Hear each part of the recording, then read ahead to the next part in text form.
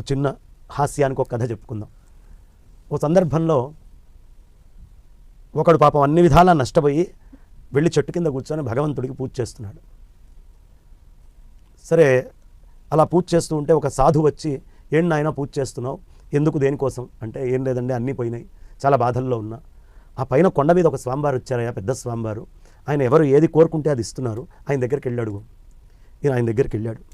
స్వామి నా దగ్గర అన్నీ కోల్పోయాను అని చెప్పాడు. ఏమిటయ్యా నీ బాధ, నీకేం కావాలి? నా పక్కింటి వాడికి 2 కార్లు ఉన్నాయండి, నాకు ఒక్కటి కూడా లేదు. నీకు కూడా 2 కార్లు కావాలని ఆయన, వద్దండి. నా పక్కింటి వాడి దగ్గర వాడికి చక్కగా బ్రహ్మాండంగా 3 మేడలు ఉన్నాయి, నాకు ఒక్కటి కూడా, నీకు కూడా 3 మేడలు కావాలని ఆయన, వద్దండి. నా పక్కింటి వాడికి భార్య ఉంది, నీకు కూడా కావాలా, వద్దండి. వాడికి పిల్లలు ఉన్నారు, నీకు వద్దు. ఏది అడుగుతున్నా వద్దంటున్నాడు. ఆ స్వామివారికి కూడా విసుకొచ్చింది. నీకు ఇంతకీ ఏం కావాలని వచ్చావు అంటే, ఏం లేదండి, కాస్త మా పక్కింటి వాడిని కూడా నాలాగానే తయారు చేయండి, ఇద్దరం కలిసి ముష్టెత్తుకుంటాం అంటే. ఇలాంటి స్థితిలో మనుషులు, వాళ్ళ ఆలోచన విధాలు పక్కవాడు బాగుపడితే చూడలేకపోతున్నారు.